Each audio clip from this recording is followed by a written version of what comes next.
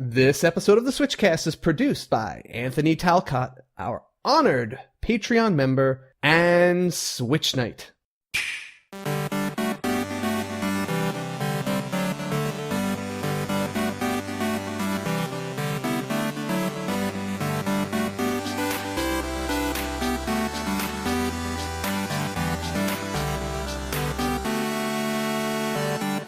Hey everyone, I'm Casey. And I'm JV. And this is the SwitchCast, the podcast for the Nintendo Switch Grand Falloon. And we have a fun, jam-smashed episode for you this week. Yeah, I just got back from Gen Con, and I got to play my Switch quite a bit during the travels there. So. Oh, okay, that's right, Gen Con. So, for those who aren't familiar, that's mostly like a tabletop kind of convention? It's kind of like the E3 of board games and tabletop gaming. You essentially have a gigantic expo hall filled with demos of games that just came out, are very popular, or haven't even come out yet. And I got to roam around, walk around, play all those games, and it was such a wonderful experience getting to see a game, sit down, play it, and know that you could take it home that same day. Now, was it mostly like board type games, or did you play some like CCGs that you might like, or LCGs for that matter? Yeah, I played tabletop games, I played social deduction games, I played trading card games, face-to-face card games, war games, all that type of stuff. I played the whole plethora, and it was a ton of fun. So anyone who's into tabletop gaming, I definitely recommend checking out Gen Con. And it was doubly cool and actually relevant to the Switch, Casey. They have a Hand of Fate tabletop card game. Okay. That looks and plays just like the Nintendo Switch game. Isn't that cool? Really? With all the little pieces on the board? And and the cards, and everything like that. At Gen Con, they had a actual booth set where there's a guy dressed up as a summoner with a table and all the cards laid out, and people would spend time demoing the game as if it was that setup in the video game. Very cool. I like that. It was super legit. I didn't get to try it because I noticed it too late. But, I mean, that's my Nintendo Switch tie-in for that one. I'm curious how they worked in, like, or adapted the action phases of the game into there. Was there like some sort of like a combat system or something? I'm sure there's a built-in combat system, or maybe like dice rolls and stats. Or maybe, okay. But regardless, it was still a cool way to adapt a card game video game into a full-fledged card game. Did you run into a lot of other people who brought their Switches down there? Oh, I noticed. That's the thing. The Switch has definitely taken over as the handheld console for people who are at conventions. I don't see 3DSs as much anywhere, and obviously Vitas are practically non-existent, but the Switch was prevalent in all of the sit-down areas and the rest areas, so we know that there is a big turnover between that 3DS platform to the Nintendo Switch. I guess the only thing that would compare to its popularity would be like mobile devices. Yeah, but you can't really gauge whether someone is playing a mobile game from a distance. That's true. That's true. But or just texting their girlfriend. Yeah, exactly. But the Nintendo Switch has definitely taken off in conventions, and in PAX West, I want to see that be even more prevalent. I'll say this is one of the things, though, I still miss about the 3DS system is when we did like the street passes, right? Yeah. I loved reviewing the people who I encountered and like going through that list of, even though they capped it, I think at like 10 at a time. Yeah. But I just loved every so often I would go in there, and then every once in a while I'd recognize like, oh, wait, this was definitely that guy I met and I talked to for a few minutes. I didn't even know he had a 3DS on him, and our systems still spoke to each other. It was just like this cool little way of passing in ships in the night. But I also like the idea of it just being kind of like a radar for other people who had the system. Like, even if like you didn't see a 3DS, if that little green light started like flashing, you knew someone in the area had it, and you could possibly play like Tetris or Mario Kart with them. Yeah, I just thought that was a cool little like radar beacon. I know there was something like that for the Vita, if you remember. that they tried to do a system similar to that, but it never really took. Yeah, remember it was like the Nier type system where you could kind of see a map of all the Vita players that are nearby you, but it was never super accurate. Yeah, they tried a few things on there. That ambitious handheld. I like the Vita. It was very ambitious, but it just didn't stick the landing on anything. Yeah, I agree. There. I'd be totally honest, if the Vita had a lot of the solid library of games that the 3DS had, I might actually be playing the Vita more than the 3DS. Yeah. Now here's the other question, and maybe you want to save your answer for later. If you can think of any good games you saw at Gen Con that would be good Switch conversions, maybe that'd be a good Switch topics for you. System Switch for you this week. That's actually really good. I'll think about that. Might not be today, but I'll let it ride. I want to also mention for anyone who's on the Patreon page, I just posted this week, and we had a few responses already, the tentative date for our Switch Topics episode on Xenoblade Chronicles 2. Once again, for those who are unfamiliar, Switch Topics are just special recordings that we do with a panel of guests and just people from the community and Patreon supporters, and we discuss one game in excruciating depth. It's like a book club. We talk about the gameplay, but then we talk mostly about the story or any real aspect that we want to totally dig into. They go on for multiple hours, and they are a special gift for the Patreon backers to listen to. If you want to be a member, you can go to the Patreon page, find the post, and you can just mention why you think you'd be a good panelist on there, how much of the game. You have to have at least beaten the main game, but I'm looking for definitely people who've gone beyond that, maybe some New Game Plus, maybe completed some of the Blade side quests, that sort of thing. The tentative date is August 18th. I say tentative because life, who knows what's going to happen. It could end up being the 19th because right now I might have something going on in my family that weekend, and I don't know if it's happening Saturday or Sunday right now, but I will try to let you know definitely a time and which one of those dates. But if you're available, definitely leave a comment and throw your hat into the ring and see if we will pick you to be on the show. Absolutely. So just as a quick reminder, we all have our fancy social media accounts. So check us out on Twitter, twitter.com/the SwitchCast. We have a Facebook group. That's the SwitchCast. That's a Nintendo Switch podcast and community that you can search on your Facebook pages. And we have a Discord chat that is gigantic and growing, available on the links that we provide within the show notes. Yeah, so that's the heart and soul, honestly, of the community. If you like hearing us talk about people and the tournaments that we do and all the names that kind of come up here and there, who get to interact with us on a daily basis, not just this one podcast, I think we can't recommend anything higher than the Discord chat for full immersion in Nintendo Switch enjoyment with just, even if it's not a tournament, just picking up a game of Fortnite with somebody or find a team for Paladins. If you're looking for anyone to join you with any Switch game, there is a channel in there or a group that will be dying to add you to their party. Everyone's really welcoming. It's not one of those closed off communities that treat new people like weirdos. We love having you. Honestly, it's one of the nicest and most friendly and welcoming community I've seen anywhere.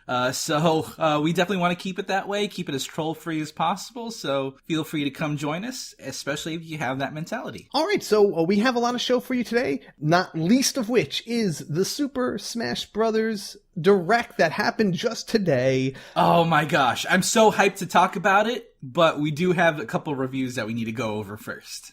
Definitely. I played an old school platformer, and you played a new school fighting game. That's right. Yeah. All right. And of course, we have the Community Pulse with your feedback on a topic of the week.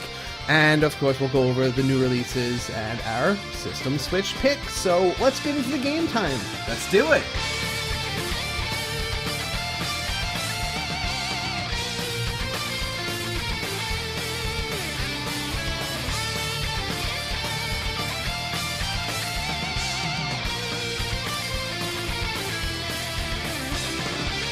All right, game time. JV, why don't you stick us with a counter backflip throw into a 17-hit combo and tell us about the BlazBlue Cross Tag Battle Ultra Director's Cut. BlazBlue Cross Tag Battle.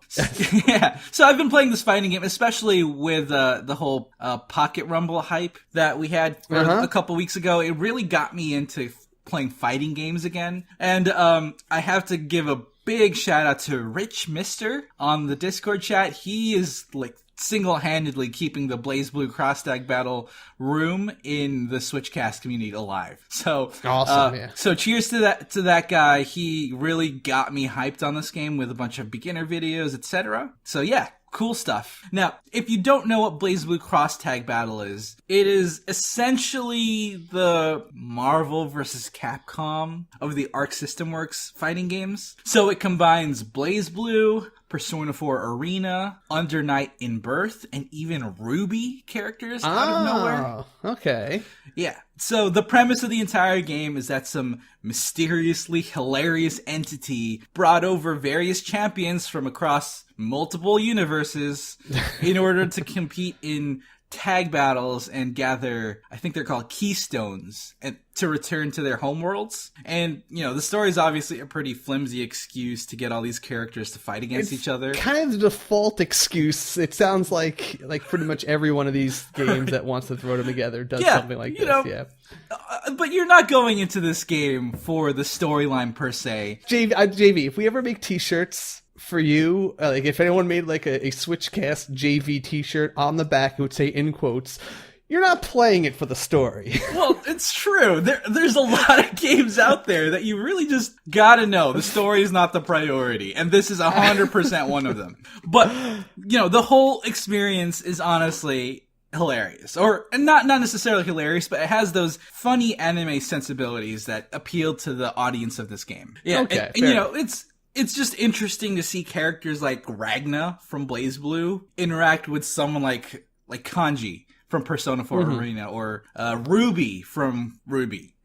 Right, and even some characters that I had no previous exposure to, like the Under Night in Birth people, I found them to be quite interesting with their interactions with all the characters that I did know about. Now, what do you say when you say interactions? Is there do they actually have like cutscenes with them? Are you talking about? Because I know that the BlazBlue series tends to have, as much as, you know, it isn't about the story that you play for, they really push a story mode in their games more than any other fighting game I've seen, where they would always have like the character progression, not just backstory. There were whole modes where I'd be reading text for screens and screens and screens, and then I'd fight a really quick battle, and then it was almost like a visual novel. Like BlazBlue tries to be a story. In fact, they made that whole actual visual novel spin-off series, the other Blaze whatever game that I played with all the fan service. Yeah. Ooh, I don't know about that. But yeah, that definitely translates into this game. Okay. There is a dedicated story mode, and it's actually divided into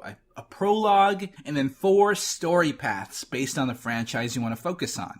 And as you progress through the story of a story path, you essentially get paired up with multiple characters and fight various enemies from, you know, the most random of reasons. But as per these type of fighting games, the dialogue is ultimately what sells the story mode. It does play out in the visual novel sense, like what you said, KC. And it's the setting and the mood of the game isn't nearly as serious and hardcore as the classic BlazBlue franchises. Oh yeah, they're very like dark stories with like everyone with tragic backstories and and twisted timelines and that whole thing. Yeah, like characters with long legacies and vengeance.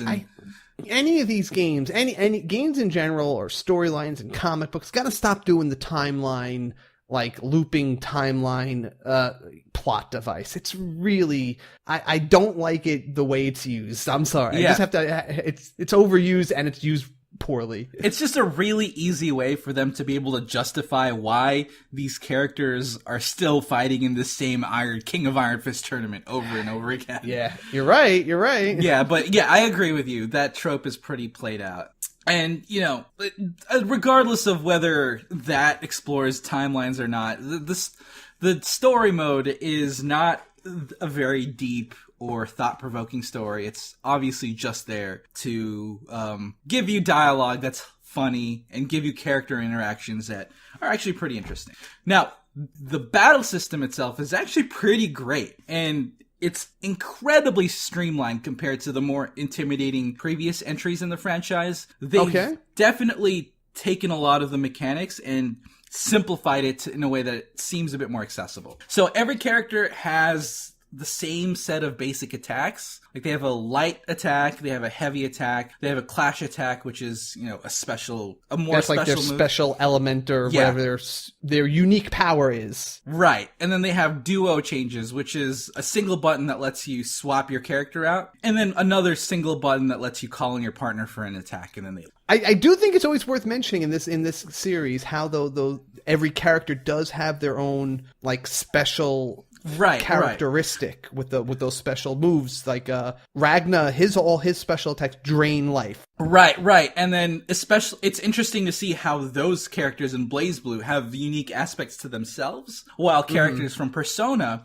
their clash attacks could be have to do with the actual personas that they summon. It's really interesting to see how all these unique characters come into play gameplay wise. No, that's actually great that they're there with those avatars and everything, because the Persona fighting game I thought was a brilliant. It just looked like my style, but I never got into Persona because I was never into RPGs. But I never got into that game because obviously that's really hardcore fighting game that, you know, I'm not going to get into something that's a little fringe like that too. Yeah, but I was always like interested, and I was and a game like this would give me a chance to kind of get a taste of those characters that, you know, in a more, maybe a little more mainstream of a fighting game title. Yeah, absolutely. And this game really simplified so many things, which I feel like they should bring over to the more standard games of the franchise. So there's 2 gauges that every character has. So no one character has one weird, unique resource that they have to learn specifically. They always have the same cross gauge, which is spent differently based on the character you pick. But, you know, it's still a similar gauge that you kind of understand how it works. And then you have a distortion gauge. Oh, wait, sorry. The distortion gauge is the one that you use for special attacks or super attacks, and the cross gauges is the second bar that measures what you can do with your tag partner. Now, the combo system is something that Arc System Works has been implementing in other fighting games, and it's what's called an auto combo mechanic, which means that you can string combos together really easily. Every basic attack can be comboed into another attack if that combo hasn't been performed already. So you can go into a light to a heavy to a light attack, and you can just string your combos really easily because everything just cancels into each other cleanly. You can't go and repeat the same combo, so there is that limitation. But if you want to implement a combo, you don't have to memorize all these crazy combo strings if you don't want to invest as much into that aspect of the game.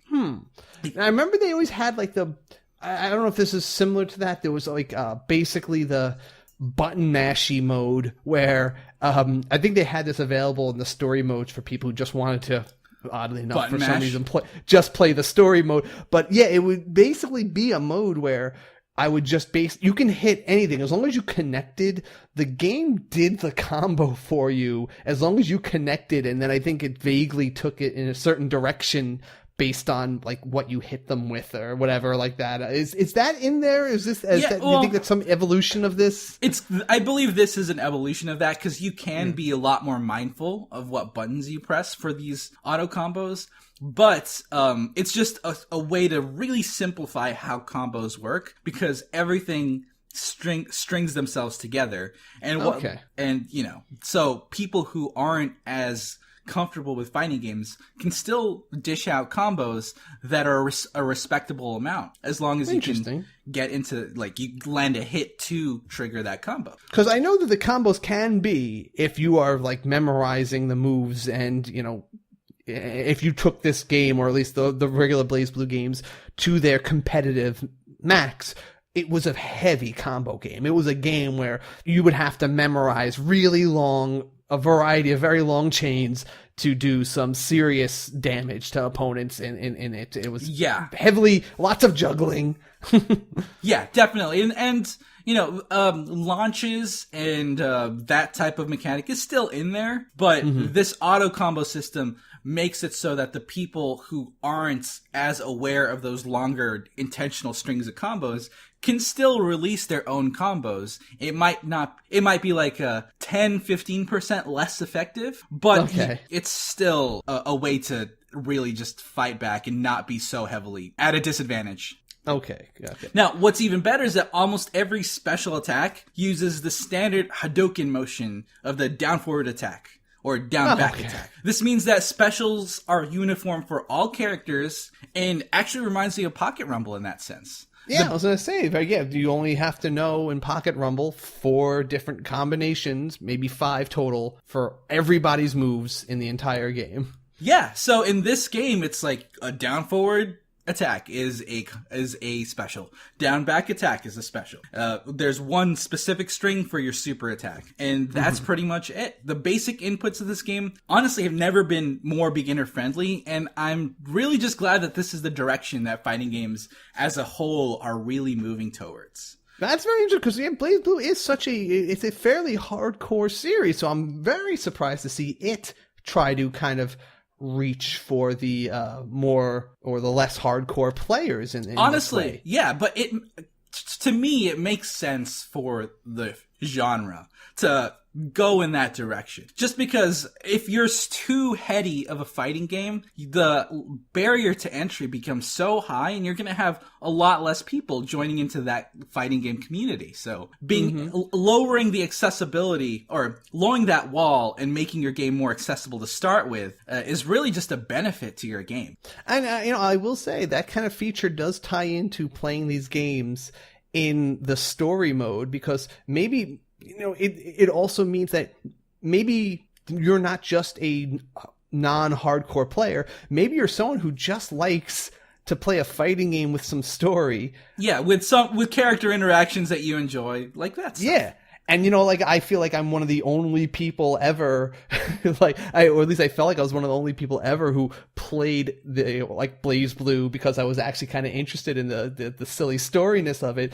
But the fact that there are these, easy combo modes so that you can progress and battle with a decent amount of fun, even without having to learn the crazy combos. Right.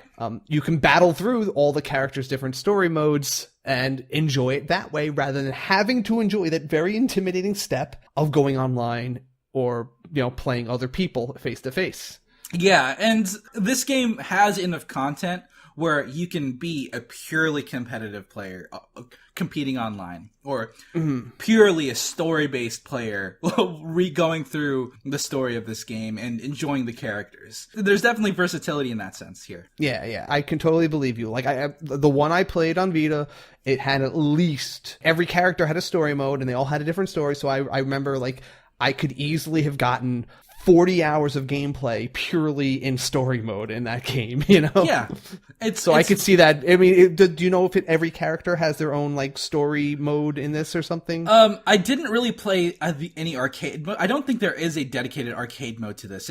Really, the single player is tied to that story mode. But the fact that there are 4 story paths that you can go through that are dedicated to each franchise, and those story paths are pretty lengthy. That can give you quite a bit of enjoyment, and I really enjoyed it. And on the gameplay side, just there are a bunch of advanced mechanics that you can employ if you really want to go deeper, like jump cancels, partner assists, reject guards. But those are all very, very simple to understand once you actually want to dig into that aspect of it. And the basic mechanics that I described previously are absolutely enough to give you a very strong fighting chance against most players that you face. Okay. To close this review off, I do want to make note that a lot of the characters that you can play as are only available through paid DLC, which I'm not a big fan of. Oh, right. Yes, I remember there was all those, right from day one, you could download all these different packs. So how many characters do you get with the game from the start? There's a decent amount. I believe at least there's over 20. But there's about 6 or 12 that you can only get online.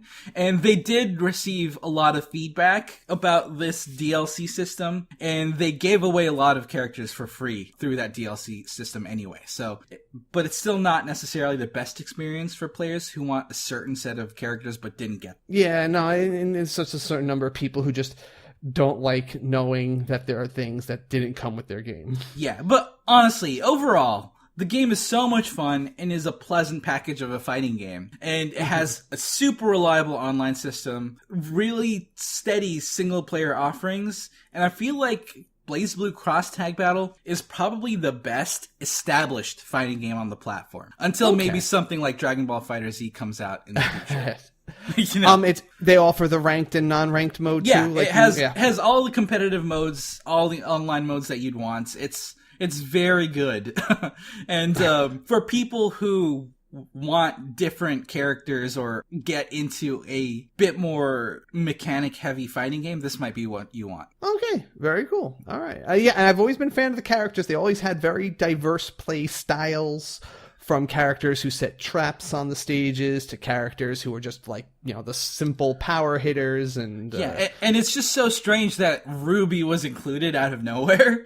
I live in Austin, and the Rooster Teeth studio is here in Austin, so I have a couple of friends who work in Rooster Teeth, and to see their game, their franchise be included in this game is just so surreal to me. That is, yeah, it does feel like it came out of nowhere. I didn't even know Ruby was like that popular Ruby franchise. Is I just know huge in Japan. I didn't realize how huge it was, but I asked, and it's really big. It's just briefly to tell people what Ruby is, and if they've never heard of it before. Okay, so Ruby is essentially like an online machinima type series that was made by Rooster Teeth when they were kind of a fledgling studio. They were from the same people who did Red vs. Blue, and it's based on a grim hunting school where these kids who have powers train up their skills to hunt essentially demons out in the wild. And, you know, calamity ensues. I just always saw it as it was just an excuse to make really cool fight scenes, and they would just like start every video with like here's a reason you and me must fight now. Here is now like 10 minutes of awesome combat scenes. And then once every season, they do the food fight episode. Yeah, it's really cool to see how everyone's powers translated into food fights. Yeah, like, oh, now we're going to use, like, sausage link whips, and this person's going to have, like, breadstick darts throwing, and it just, like, really one hilarious gag episode with the fight. But yes, if anyone's interested, it's actually pretty worth looking up. It's Ruby, it's RWYB, red, or RWBY. RWBY, yes, red, white, blue, yellow, and it's just it's a pretty cool thing, and I would hear people talk about it randomly in like chat rooms every so often. And I gotta say, I only watched it because I had a friend or two in Rooster Teeth, and I was kind of skeptical. I kind of thought it was waifu bait. You know what I'm talking about? It kind of is. And it kind of is, to be honest. But I like watching through the series. It's gotten to be a really competent shonen anime or shonen quote unquote anime style story. So it's gotten quite deep recently. Right, very cool. Pretty good. But that's my deal. BlazBlue Cross Tag Battle. I recommend it for both beginners and heavy hardcore fighting game players. All right, that's actually kind of inviting. In fact, I might be interested to try it out because, like I said, I like the series, I like the characters, and I would play it for the story mode, and by then maybe I'll be competent enough to play online. We'll see. Yeah, and regardless, there is a group of people interested in BlazBlue in our Discord chat, so feel free to hop in and join us in there. All right, hopping over to my game time for the week. I've always said to people I'm not a huge platformer fan, but after I played Donkey Kong Country Tropical Freeze, that really kind of opened my eyes to how much I could enjoy the genre. Yeah, and wait a sec. Maybe I actually kind of like this. Yeah, right? You know, it's something that, like, it showed me at least what games can do to entice me in this genre. So I did actually, I took for a rental the Crash Bandicoot and Sane Trilogy, and I said, let me go try back to the roots, go for at least try one of the most classic originators in the genre, something that they were known for, and what the Crash Bandicoot games were really kind of innovative or famous for at the time that it came out back on PlayStation 1 days, was putting a literal new perspective on platformers. These were games where it was an over-the-shoulder platformer where instead of going left to right, jumping over stuff, it was, I guess you could even say it's like the first 3D platformer, really. Yeah, I don't necessarily know if this came out before or after Super Mario 3D, but this is definitely one of the first platforming games in the 3D realm that had a franchise character as iconic as someone like Mario, or at least competing in that level of iconicness. Mm-hmm. Yeah, he was the Sony mascot, or at least that was their offered up as their mascot for the PlayStation, and he was a cool character. He's very animated. He's very comical. He has a lot of expressions, and then always it kind of came out in the original thing, but he was very polygonal, and polygonal. He's very polygonal and polygamous. And wow, he's very, very open. But with those kind of graphics at the time, it was limited how much. Now that it's been updated, and with this Insane Trilogy, the main thing, and maybe the only thing they really did, was they polished up all the assets. Polish up is an understatement. They remade all the assets for these 3 Crash Bandicoot games and re-released them here. And it's a really nice update graphically for these games here. The main thing is, this is just the Crash Bandicoot games with not too much more added. I think there's some extra bonus stages in there for that, or not necessarily bonus stages, but some like deleted levels that never came out in the original game. Nice. Yes. And so there's a little extra content. But other than that, this is literally those games. So KC, got a question for you. Mm-hmm. So in this day and age of innovative platforming, does Crash hold up? Well, I'll say this much. All right. It's interesting, and I like playing something different that even today isn't done. Like this particular style of platforming, I can't think of any other platformer that does it this way. Well, and it does offer some unique features. So yeah, because this type of platforming is pretty unique. It's a fixed perspective from behind Crash himself, and you're essentially railroaded in one direction, either towards the screen or towards you, right? Yes. Yeah, so you're either going towards the background.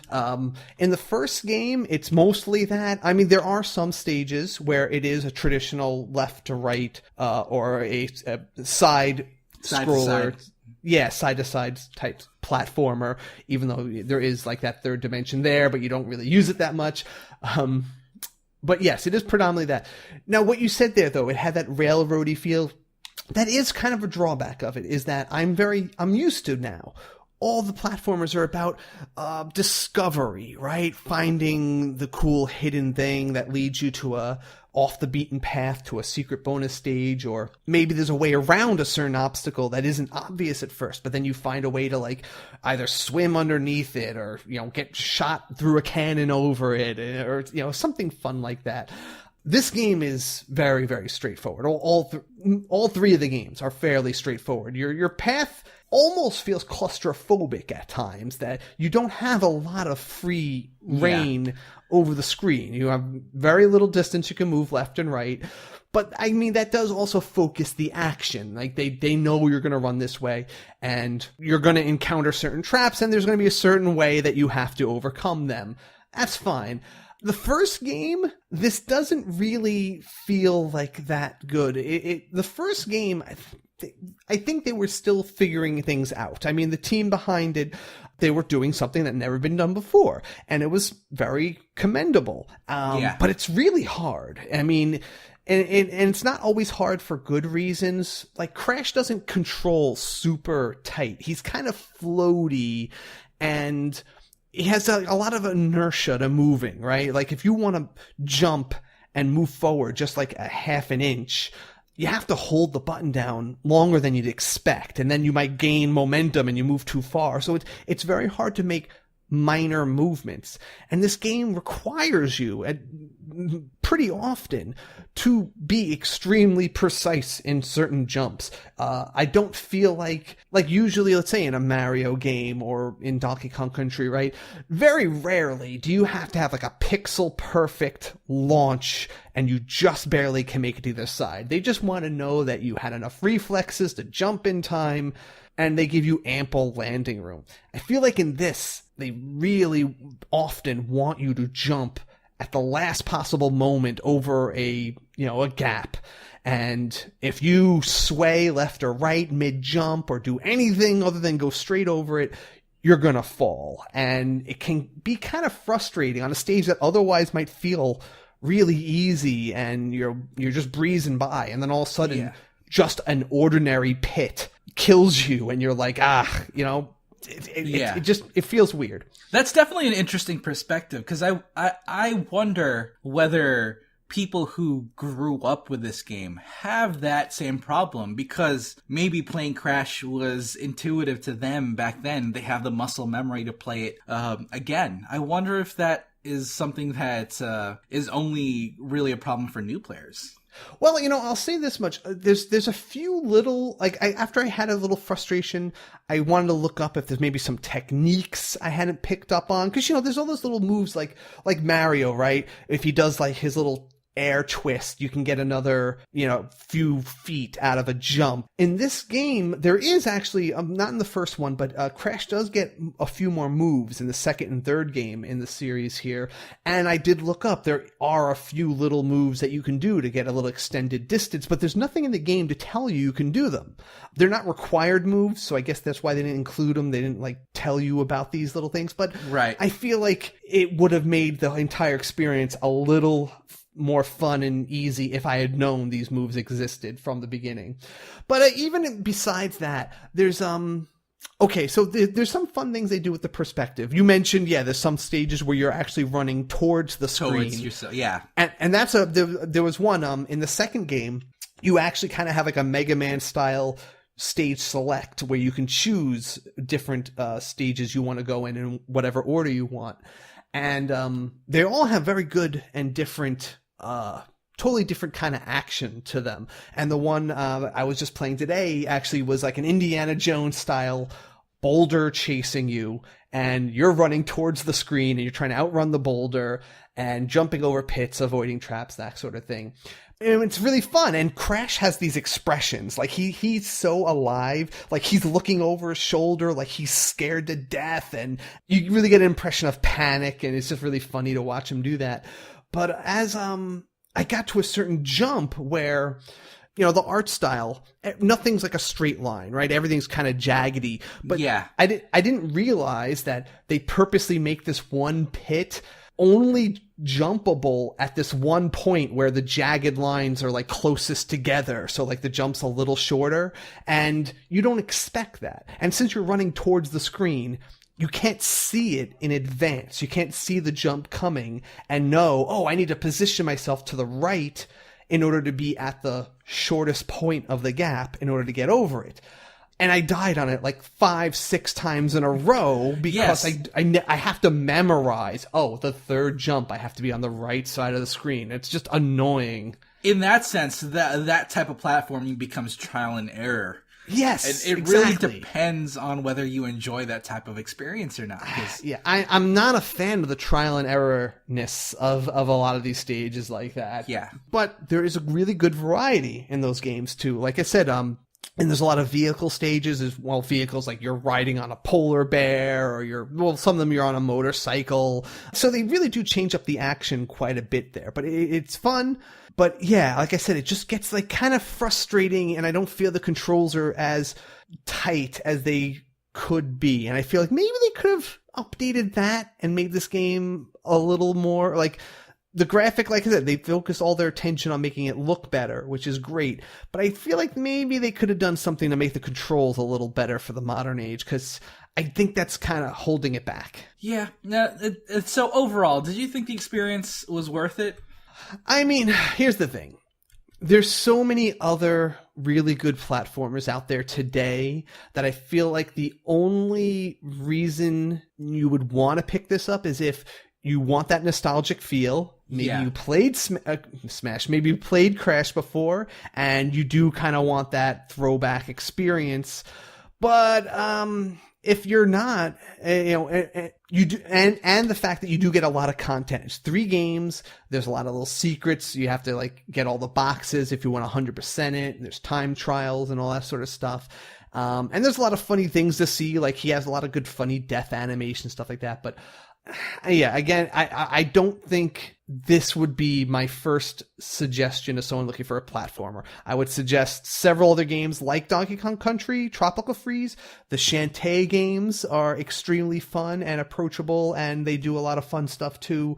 There's just a lot of good platformers out there that I think offer more than this does. Maybe not as much content overall, but they're just more enjoyable experiences than this is. Yeah, that's a pretty good conclusion, I think. This is definitely a trilogy that seems to be focused towards that nostalgia factor. Yeah, I mean, I honestly, I'm kind of happy I played it because it is that nostalgia can go far for some people, and it's not even just nostalgia; it's just a window into the history of platforming games as a whole. Exactly. Like if I was teaching a class on video games, or like game design, I would throw this game at some people to play because of just what it did. And the fact it was kind of funny that it's an approach to the genre that hasn't really been tackled by anyone else that I can think of. I'd be very curious to see if anyone else can tell me about another series that has attempted this take on platforming. So bottom line, it's an okay game. I give it a thumbs up, but I wouldn't recommend it as anyone's pick for a platformer unless you've exhausted all the other good ones that are out there. That's understandable. All right. So that is our game time. Let's go into the news rundown and let's finally tackle the Smash Direct. Okay, wrong one.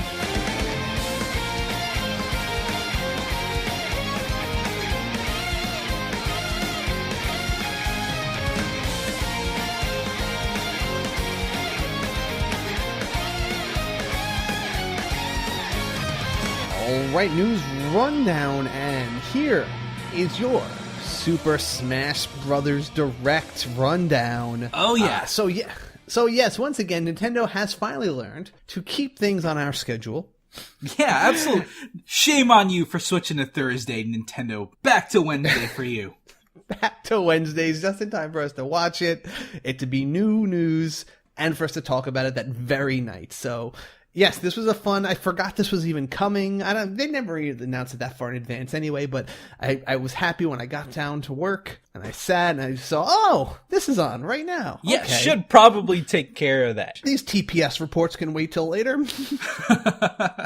But yeah, let's talk about it.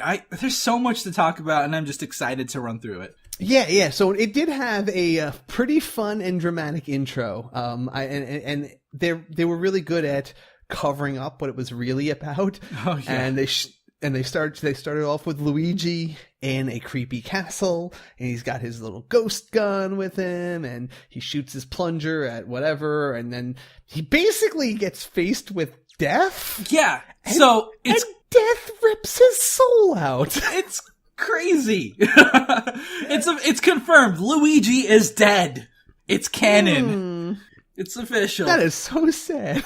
Yeah, and what's interesting was how Death slashed him with his scythe, and there was just a streak of what would essentially be blood coming out of Luigi. It was his ghost. Yeah, it was like ectoplasm. But yeah, no, right. if this was any other franchise, it would be legit blood. Ugh. Poor Luigi. Rest in peace. But then in the doorway, we see our hero who shows us what the setting is and who the new character is for this direct announcement, at least. And we finally found out that Despacito 2 was confirmed for Smash Ultimate. Yes!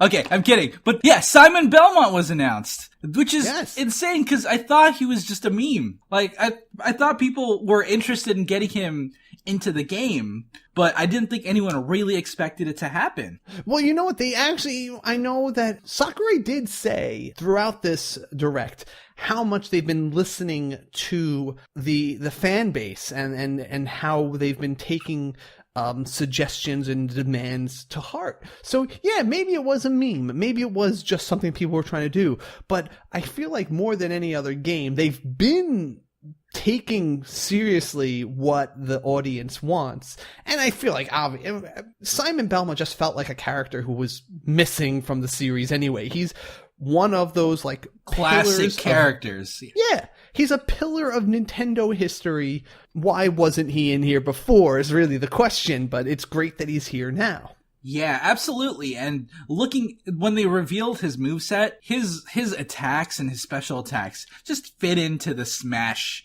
environment so well. And it's just, he's a natural fit. And it's really nice how it works in. They have his side weapons or his sub weapons, the axe, the cross, boomerang, holy water, and that little uppercut thing. And he can even do the thing where if he leaves if you hold the whip out, you can rotate his whip or fling it around freely in order to like deflect shots or just create like a little barrier. It's pretty cool. Yeah, it's something that Sheik and I believe it was Samus could do. And now the originator of that move has finally joined Smash. Yes, that's right. And also though, I think it's cool. They specified that he is one of the longest reaching characters in the game. If not, he has the most reach in his normal attacks, but he is very slow to attack and he's vulnerable at close range while he's doing them. Yeah, which is a really interesting direction for the character. I like it a lot. And they also showed his Echo, what do they call it? Echo Warrior? Yep, or Echo character? Yes. And Richter Belmont, which was a protagonist, I believe, of Rondo of Blood. Yes. And he was also a main character in Symphony of the Night. But yes, and on top of that, I think it's fair to mention they did show that Dracula himself and several bosses from the Castlevania series will show up in the Castlevania stage that is accompanying them with with this edition here. And the stage itself not only looks cool, but it sounds awesome. They showed off that there's going to be 34 tracks from the Castlevania series included, available on that stage. Yeah, absolutely. That's insane. I mean, Castlevania is about awesome music largely, but that is really cool. The Castlevania franchise has incredible music. And not only just that, it has a lot of really incredible and iconic bosses, which are all going to be featured randomly in this Castlevania stage. I'm so excited to play in this map. Including one mystery boss they showed just the shadow of, and they had the question marks there. Yeah. Do you think they can get away with Legion? Oh, no. Oh, the Grand Falloon. That's the other. I just love that word, Grand Falloon, which is the alternate name for that same boss. Oh, yeah? What is it called? Yeah. Grand Falloon, which is a word. Grand Falloon is a word that means a meaningless association of people. And it's like, when you're like, yeah, we're Jets fans. What does that mean? Has a meaningless. It doesn't mean there's anything about you people. Anyway, it's a word I learned from Castlevania. But yeah. So that's really cool about that. And they also showed off some of the assist trophies, like Alucard will be there too. But I mean, it's a really cool looking stage. Oh, right, my guess for who that mystery boss might be, I'm gonna guess Soma Cruz. They didn't show him, but they showed a mystery shadow, right? And it looked like it's like a throne sort of thing, right? And I'm just going to guess that it's like Soma Cruz, like evil Soma Cruz, who's like in the storyline, he's the reincarnation of Dracula after he's like killed for good. Spoilers. But yeah, well, the whole point of it is that he's like, all right, what if Dracula's reborn as not a bad guy? And there's a whole bunch of people who are like, yeah, but what if we make him a bad guy? I'm just saying, this is totally unfounded, but I think it would be really cool if they had like evil Soma Cruz in his throne floating around as like that extra boss there. Talking about this really makes me wish that there was another new Castlevania game. True. Yeah. I concur. I concur, sir. But yes, there was more than the Castlevania stuff going on here. They also showed off another Echo Fighter. Actually, two more Echo Fighters as well after that. We got to see the Dark Samus and Chrom. Yes, Chrom was a big deal. He was teased for quite a while. Even in Smash, the Wii U version of Smash, people wanted Chrom to be on there. Do you remember one of the cutscenes, one of the reveal cutscenes for like Lucina and Robin had Chrom in it? And then really? Okay. Yeah, he had Chrom in it, but he was defeated. And then his last quote in that little trailer was like, "Perhaps I will appear next time." Or something like that. And it teased at Chrom appearing in Smash Ultimate. And now it's finally happening. All right. I'd never played his Fire Emblem game, so it was only like, oh, cool. So I wasn't like hyped, but it's cool to hear that they've been teasing him and that people are hyped for him. That's cool. Yeah, Fire Emblem Awakening was great. I was interested in the Dark Samus, though. Now, is this like a character that exists in the Prime series, or is this the Samus from the Metroid Fusion series?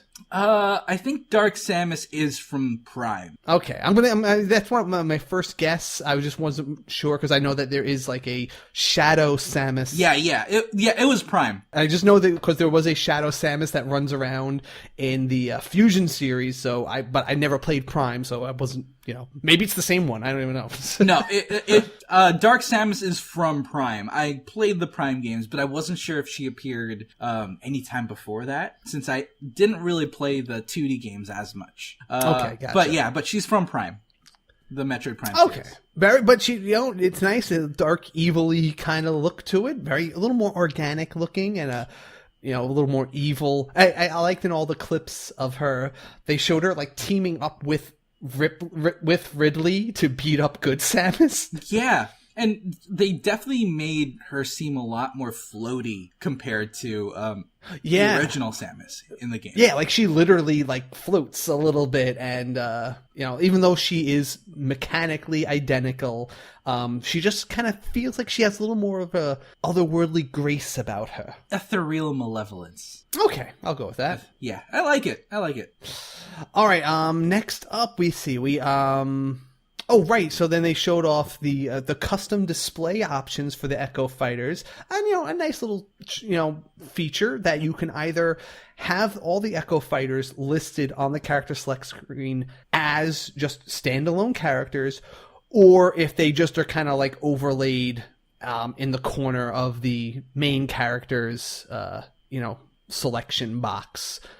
Which is, just, nice in case. Yeah. In case you get overwhelmed by the sheer amount of characters, you can compress the numbers a little bit. Yeah. Okay, so then after that, obviously after you pick a character, you're going to want to pick a stage. Or rather, the other way around, because they did say that they changed the order. And again, it's a small thing, but it's one of those things that makes sense, that they show that now you first pick the mode you're going to play in and what the rules are. Then you pick the stage, then you pick your character. So you can pick the right character for the situation that you're going into. This is such a boon for competitive play, and I'm just glad that the Smash Bros. Team is really taking competitive players and even the casual community into mind for all of these quality of life changes. Yeah, because these are decisions that, they're like the small decisions, they're almost like things that it doesn't seem like a big deal, but you know what? You have to make all these small decisions in the right way in order to facilitate the competitiveness like that. Like, it seems like a little detail, but that's only if you don't care about them. If you're someone who's taking it seriously, that small order is a huge difference. It can make or break battles, and I think it's just it's just taking that little extra time to fix the details that matter. So it's really good. It's smart. A few more stages they showed off. Okay, so they added the New Donk City Hall, which was pretty fun to see. Oh yeah, when the Mario Odyssey music started playing, I was just really hyped for it. It looked very reminiscent of the Delfino Plaza stage, which is such a pleasant stage to play in just because of the music. And I feel like that feeling is translated to New Donk City. Yes, right. A cool feature they showed, though, was the ability for you to pick 2 stages for the to morph into.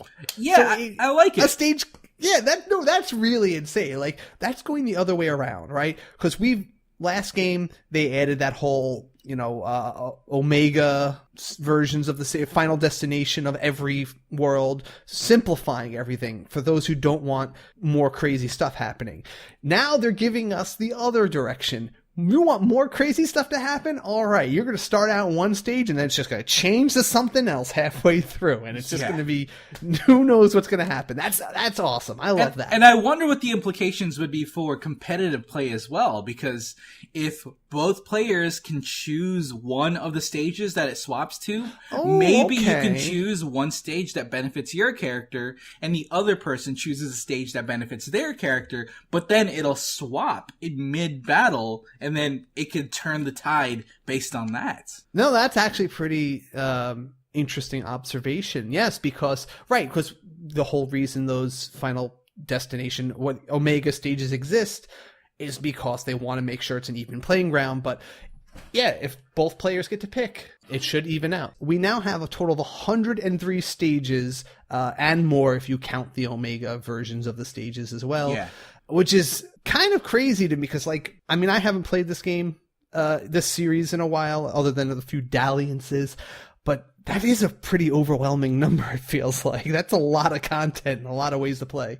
Absolutely. And what's even more nutty about this situation, they included battlefield versions of every stage, and they included a way to toggle stage hazards from the stage completely, which means just a large number of stages have now been made more available for competitive Smash play, which is a huge deal.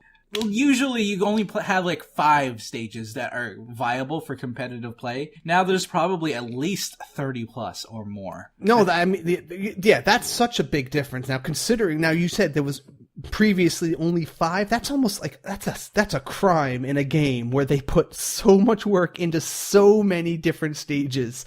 I think it was imperative that they found a way to make them viable in one of these ways, if not through the hazards, if through the dual stage morphing thing going on.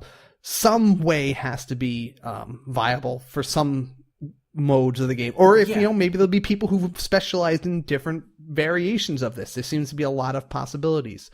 And going in that direction, they showed off the create your own rule set features, the way you can alter all sorts of different ways the game will be played. Stamina battles. Stamina battles are now its own thing. Yeah, it's essentially just a hit point system, which is cool in its own way. It's a different experience. You'll notice just how much more reserved people get with stamina battles. It's pretty interesting. Yeah, it totally changes up. I mean, I don't see that becoming a main mode, but I could see that being a fun diversion or something like that. Now, they also had the Smash meters. Yeah, now this option? is what actually excited me the most out of this whole system. I love Final Smashes, and I was very disappointed.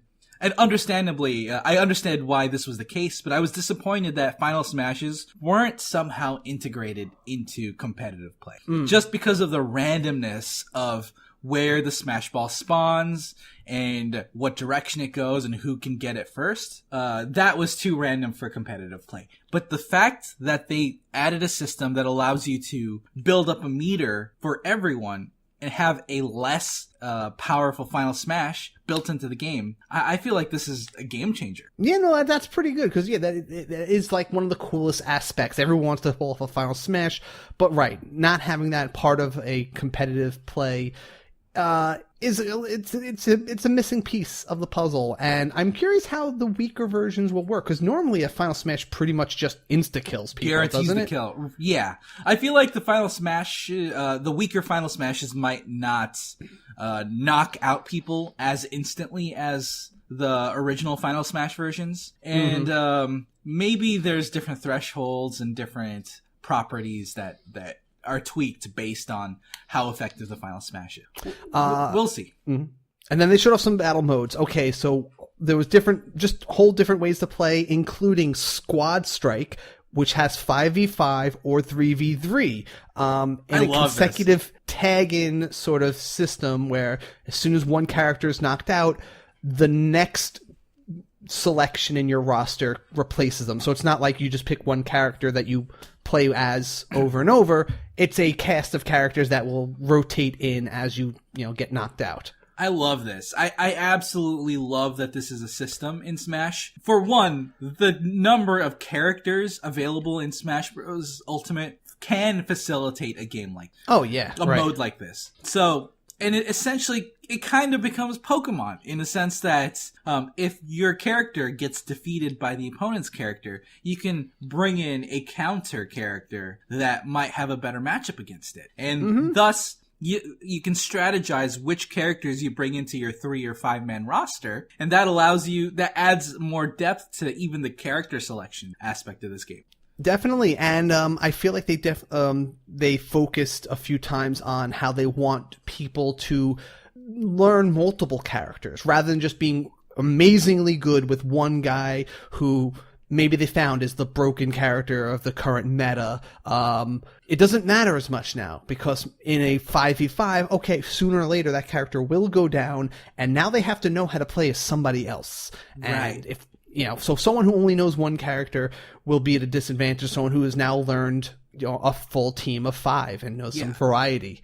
And I also find it interesting that they suggested people play with one person per character in this 5-character team. That's great. Which is super cool because that might open up team tournaments in the future. Like, you know how in MOBAs there's 5 players and one person per character can contribute to the team. This might be a way to introduce that type of team esports into Smash Brothers. And that's exciting to me too. That's really fun. Like, even the idea of just like pass the controller off to the next guy in your team when you get knocked out, and now it's his turn to use whatever, Ice Climbers or Snake or whoever. And then everyone can focus on one character, but everyone has to focus on somebody else in your team. It's a cool element of drama, I think. Yeah, absolutely.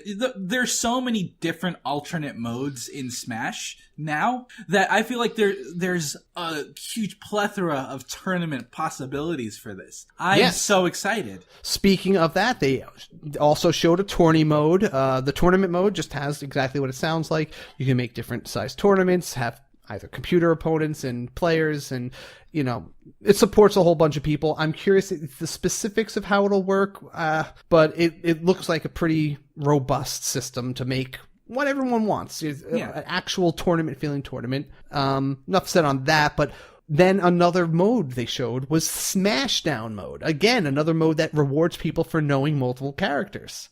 Absolutely. And I feel like this is a really good way to make sure that the meta doesn't get stagnant. Because with a game like Melee, there is only about 5 or 6 characters tops that are really viable on a competitive level. With a mode like Smashdown, you can play the meta characters, but you can only play them once. And then they aren't choosable for the rest of the match. That's really interesting to me. Yeah, no, I think these kind of modes are imperative for them to think of because Smash is about the fun of all these different characters and their very varied play styles. You cannot balance that. Like, you really cannot possibly make it so that there's like 80 characters that all have perfectly balanced. Yeah, but you can make it more obscured and make the balance not as imperative by making modes like this where, all right, part of the strategy is picking the character that I've now sealed them off from choosing it. Oh, want to explain how Smashdown mode works briefly, though? So there you can have a set of 4 players or however number of players, and they select a character for this specific game. After that game is complete and the winners are rewarded, you go back to the select screen and you can choose another set of characters, but any previously chosen character is not available to be selected for the whole match. And that really changes up what characters are available, which characters you want to choose, and it kind of reminds me of a drafting style system. I was just about to say, you can essentially hate draft a character. Maybe you're not great with it, but you know he's really good with Mario. I'm going to just pick him first round, even though I'm only okay with him, but I have to keep him out of that guy's hands. And, you can definitely take that into account. And now Mario's off the table for the rest of this entire matchup. And, it's a fun alternative. And again, forces you to know multiple characters, which is really cool. Training mode, again, they showed off the new training stage and they showed the different trajectories you can launch the characters in. I love this. Some people were interested in this, being able to see how far characters will be launched depending on how you hit them and what weakness they're at. It's really important, especially for Smash Bros. Scientists out there that are very particular in figuring out which percentage is going to launch this specific character, which direction, which distance, and with what move. It's very good for all of these scientists out there. There is a subset of the Smash Bros. Community that really love the statistics of everything. And that this is for them. Yeah. And then also they showed us, what was after that? Oh, and then they also showed us that we have classic mode, which is the single player challenge for each fighter. So it basically looks like there is a single player mode for every single character. And, I'm sure there's going to be a whole bunch of different challenges there. Nothing like that. What was that? The Subspace Emissary. Yeah. Nothing like that shown yet, but that's still possible. It is possible. It is very possible. They purposely blurred out one of the icons on the screen when they showed the main menu. They purposely hid one of them, and we don't know what's in one of that. That could be Subspace MS, or not that exactly, but that could be like the main story mode like that, or it could be something totally else. I don't know. But that's what I'm putting my money on, that it's something like that, like an actual story mode with all the characters getting like their time to shine. My prediction is that it's a Waluigi mode where you get to finally play as Waluigi. You just made me sound dumb, sir. That has to be it. That has to be it, isn't it? Yes. That's it. Okay, let's just go quickly down. I'll just mention briefly some of the item. They showed off a whole bunch of items. Most interesting were some of the new Pokemon. I love the Alolan Executor. Yeah, that creates a wall.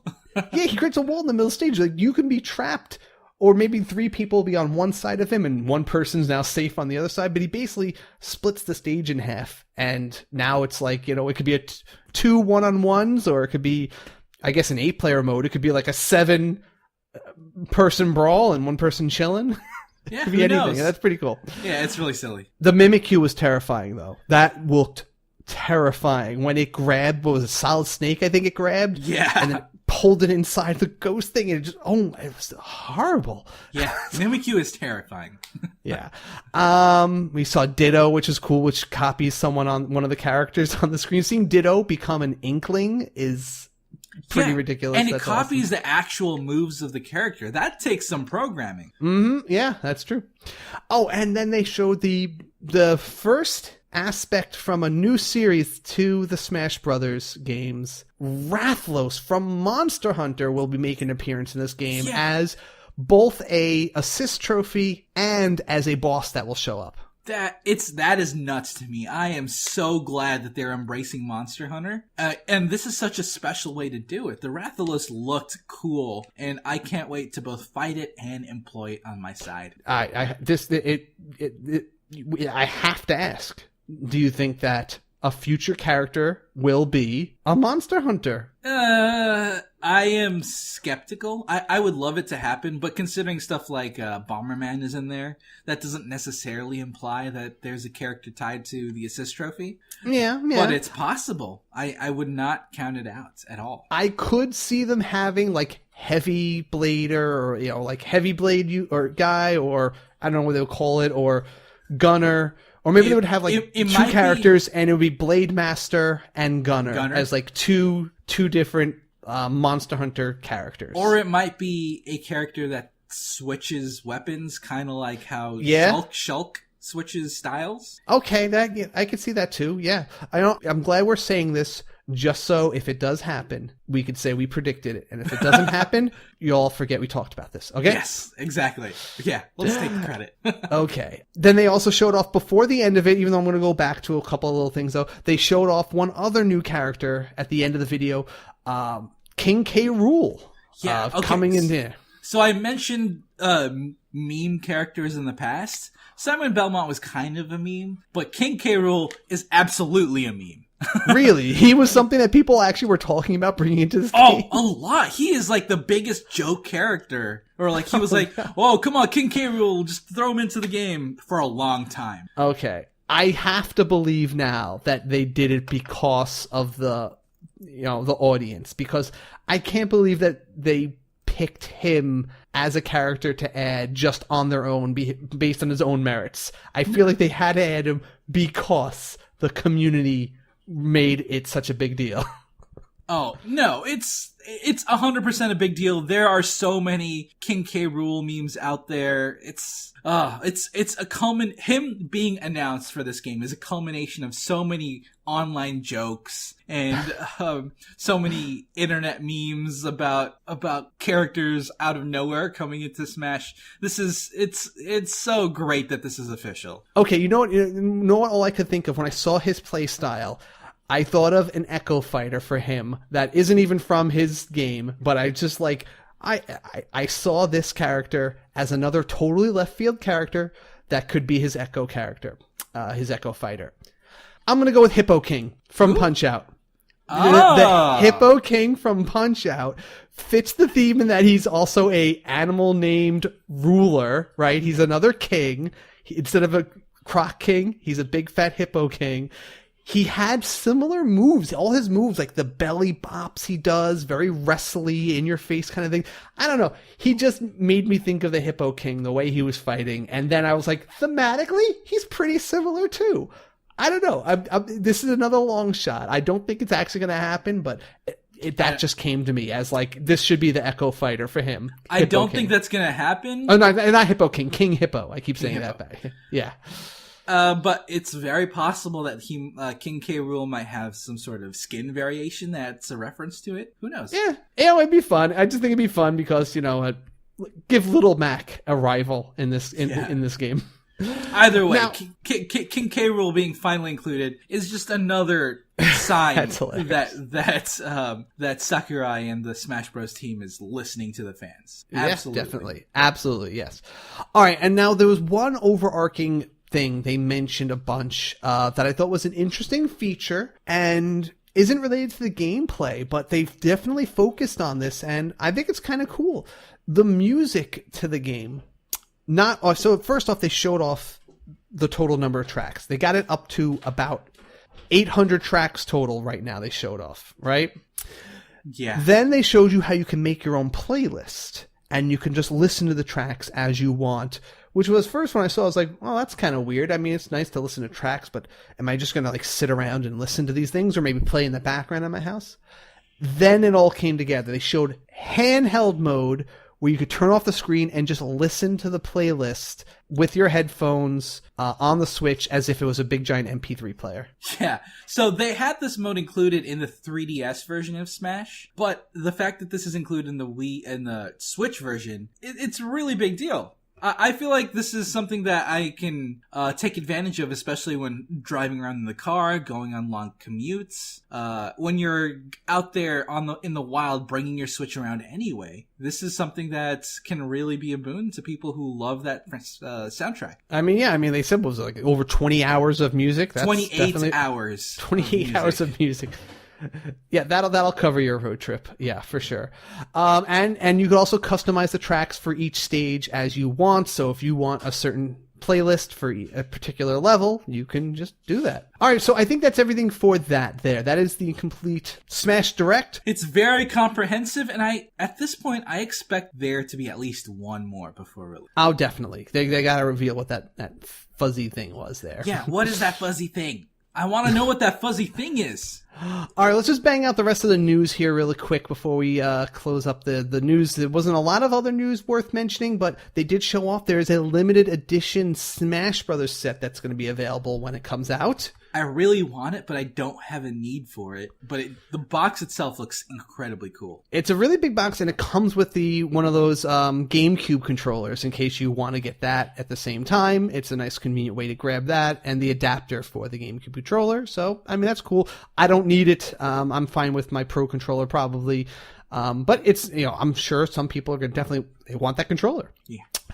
We got the Valkyria Chronicles 4 demo is now available if you want to start playing that. Yeah. And digital pre-orders for the game are also available if you want to already put your money down after playing that demo. They have a gigantic physical special edition that includes a bunch of stuff like a tank and the soundtrack and a map. And I want it. Yep. I'm probably going to pick it up. Also in the demo world, Dragon Ball Fighters demo is going to be going up. I think that's this week. It should be today as of this podcast released. Yes, that's right. August 9th, it should be starting. And, they're going to have the online fighting opened up. So the full launch is September 28th, but you can try it out. The demo is only going to be available for a certain window.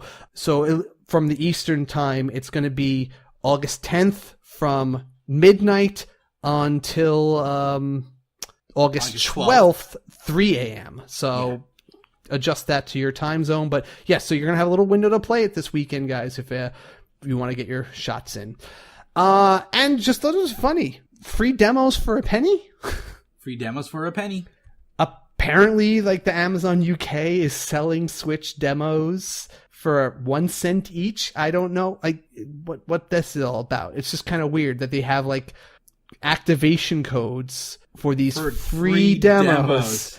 That you can go onto the eShop and download for nothing, totally nothing. They're selling them for... I don't get this. Is this like a way to just make like a little bit of money off these 1 cent collections? Is this even legal for them to sell? I don't know. It's so weird. I don't think this is something that's legal. Well, who knows? I can't really it can't really be illegal. I don't think they do that, but it's just weird, and I just don't get it. It just makes them look bad, and it's obviously... it's a little predatory. And the Amazon reviews for these are obviously 1 stars, just to reflect how terrible this is. Here's the problem. That's making the game look bad, right? Yeah. Someone looks at this demo, and they see it for cent, and then they, like, maybe you don't know what Octopath Traveler is. You go and you look on the store, and now there's a 1-star rating for whatever number of reviewers, and you think, oh man, this game must be horrible. Like, it's got 1 stars, it's only a penny, so what? I can't even give it a... Like, that just makes these games look bad. This is hurting Nintendo games, if you ask me. This is not... Whatever this is, cut it out, guys. Cut it out! Stop it! So, for the update section, it is worth noting that there are 9 new characters coming to BlazBlue Cross Tag Battle. That's a pretty decent amount. They include, from the Persona series, Akihiko, Labris, and Mitsuru. For BlazBlue, we're getting 9, Izayoi and Mai. And Under Night and Birth, we're getting Mika, Merkava, and Yuzuriha. Mm-hmm. And the Xenoblade Chronicles 2, the prequel game that we mentioned before, Torna, the Golden Country, it's actually going to be available as a physical game cart as an alternate way to play it, even if you didn't buy the expansion pass. And it will be playable as a standalone title, even if you didn't play Xenoblade Chronicles 2. But if you have the expansion pass, you will be able to download this for no additional price. Yeah, I feel like this is really cool and speaks to how expansive this prequel story is going to be. I'm really pumped, actually. I'm excited. No, that's pretty cool. I just barely beat Xenoblade Chronicles 2. I don't think I'm going to have time to go back to this. I'm going to have to see how long it is. If it's not that long to play through, maybe if it's a 40-hour game, maybe, but any longer than that, I don't think I'm ready. But I have the feeling this is going to be a full-fledged game that you're going to need some time to play. I think I'll cover it. I'll at least cover it for sure. All right. Down the pipe, a few games that we got announcements for or release dates for. Broken Sword 5, The Serpent's Curse, is coming September 21st. A really nice point-and-click adventure series that I've always been fond of. The World Ends With You is coming out October 12th. Finally have a date for that one. A Steven Universe bundle. It's 2 of these. These were mobile phone RPGs. I played the first one. What is it? Attack the Light. and I had a really good time with it. I reviewed it on my old podcast on the Pocket Players, and it's very reminiscent of like a Mario RPG type game with like action-based attacks and timing, stuff like that. I thought that was really fun, and it's canon within the Steven universe, if anyone likes that. I didn't play the other one, this KO Let's Play game, but they were good as mobile phone RPGs. I don't know how much they're going to hold up as full Switch games, though. That's another story. Tokyo Dark Remembrance coming out this winter. Oh, Windjammers. This is the game you played with David and me at PAX West. It's the Frisbee game. Yeah, it's a ton of fun. Yeah, this is really cool looking. It has really great big Super Nintendo style sprites, and this is coming out sometime this year. We did not get confirmation if it was coming out to Switch back then. He said he wanted to bring it, but he didn't have any word for us. But yeah, now it's coming.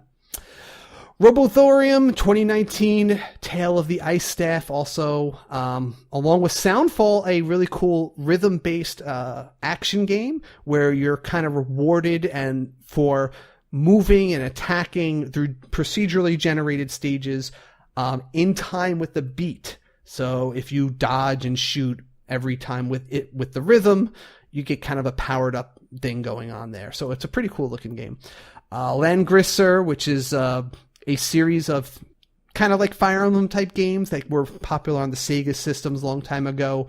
But they're teasing a new game coming out sometime in August, or there's going to be an announcement during this month, and we'll see when the game comes out. Sublevel Zero Redux and Bee Simulator, along with Storm Boy, the game, all just announced for the system, but no dates yet. Yep. JV, tell us the new releases for this week. So for new releases, we are getting on August 9th, Subata City, Megaton Rainfall, Minutes, The Amazing Shinsengumi, Heroes in Love, Shut Eye, Unexplored Unlocked Edition, Blobcat, and Okami HD. That is a big deal for a lot of people. Ooh, yeah, sure. That's awesome. Yeah.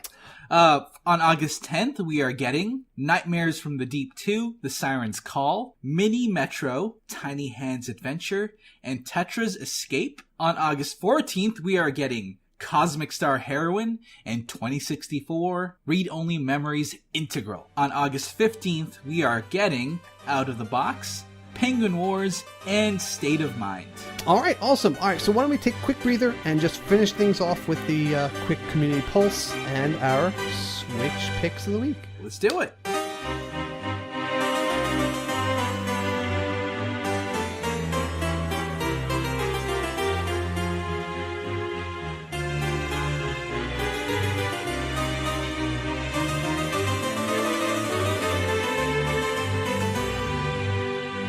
Community Pulse, I asked you guys what you thought of today's Super Smash Bros. Direct, if you were satisfied with it or if you thought something was missing.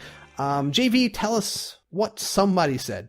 All right, so starting off with Jeremy Shaw. He said, all the way hyped now. Simon Belmont was all I wanted, and we got so much more. I'm hoping the last mode to be announced is either a story mode or a boss rush mode of bosses from every franchise. With Dracula and Monster Hunter bosses announced, it could be either. I agree. That's what I thought too. I thought a boss rush mode would be incredibly relevant for this game, just because of how prominent Dracula and the Rathalos was presented in this game. It's definitely a possibility that could be the hidden story mode, or the hidden mode that was blurred out. Yeah, very cool. Jeff Kappenberg wrote, everyone's excited about the fighters, of course, but I really appreciate all the different rule sets and options Sakurai revealed. Better stamina matches, battles between multiple different fighters, and a mode that stops jerks from picking the same fighter over and over again. Yes, I mean, it's one of those things. It just gets frustrating. I know why you call people jerks for that. I mean, they're just playing to win. They pick a character they know, and it can be frustrating, especially if they, that character happens to be ahead of the meta. But yeah, I think it's great because it feels more rewarding when you're not only if you're forced to play as multiple characters and enjoy it on those levels, but you're playing against different characters. And I always get bored of a game when I'm playing against, like, all right, let's say Luigi's the broken character this month, and that's the only person I play online. And it just, like, there's 100 characters here. Why do I see this one 50% of the time? It defeats the purpose of Smash. So yes, I agree that these rules definitely will enhance the experience for us. Yep. And so on the opposite end of the spectrum, Daniel Brennan, he says, as someone that has purchased every version of Smash Bros., I really can't get that excited about the game. The problem is that I barely have time to play games, let alone with other people. I'll eventually pick the game up just because it's practically an obligatory title to own on a Nintendo platform, but I will likely wait a long time before buying. Now, Daniel, keep in mind, we do have a very welcoming Discord community that you can join to play with.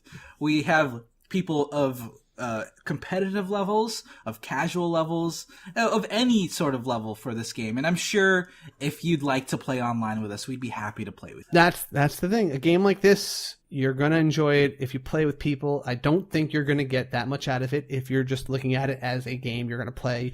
Even if you play it online, it's still not the same as playing it with people especially if you can get people over your house or around your Switch to play locally. I mean, that's where it's at. Yeah, really. But a very close alternative to that would be to hop on a voice chat, hang out with a bunch of cool folks on Discord and play like that. It replicates the experience pretty closely. All right, JV, we picked 2 games for our system Switch. I think we seem to have gone with a theme for this one, didn't we? Yes, so what I picked, Castlevania Dawn of Sorrow, or even Castlevania Aria of Sorrow. These are DS games that featured Soma Cruz, the person we talked about previously. And yes. This is a very, very clean and strong Castlevania game, but the special mechanic is that whenever you kill any monster that you fight, they have a chance of dropping a spirit that gives you special abilities for collecting that spirit. So this is the classic Castlevania gameplay that we all know and love, added with a kind of a monster collecting, catching style mechanic that adds up to such a wonderful experience overall. Yeah, they had a lot of really cool, like the powers, and you can mix and match 3 different powers. Like, I want the ability to stick to walls while throwing grenades and having this whip or some other weapon. I thought it was really cool how you can mix and match all those powers you got from the monsters, including some very hard to get ones that you'd be like, ooh, this one's really cool, but it's hard to grab, find a monster with it. I like that element to it. It was a really interesting twist on Castlevania, but I believe your pick has a bit more of a classic feel to it. Well, it's just that it's that game. It's one of those games that I play all the time, and I feel like I almost annually turn on Symphony of the Night. Oh, yes. It's the originator of the Metroidvania genre of these, and Alucard was a great character. It's a game that had so much put into it, hidden throughout.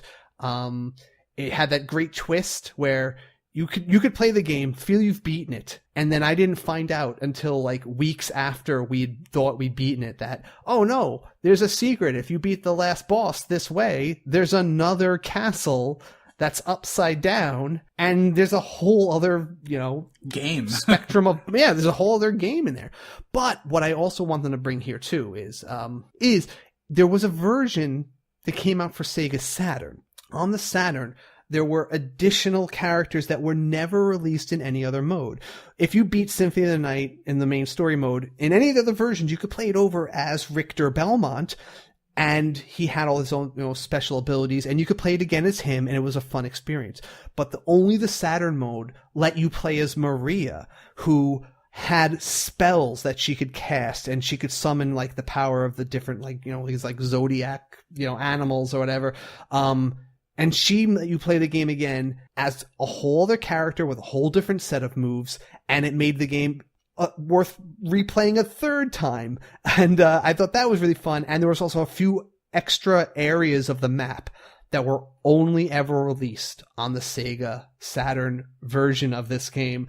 And I want to finally play those again, because even though I've played this game like annually, and I always find something new. Like, there's so many hidden things in this game. I feel like every time I play it, there's like a new weapon that does something crazy, or a new trick or combo or spell that I've never seen before.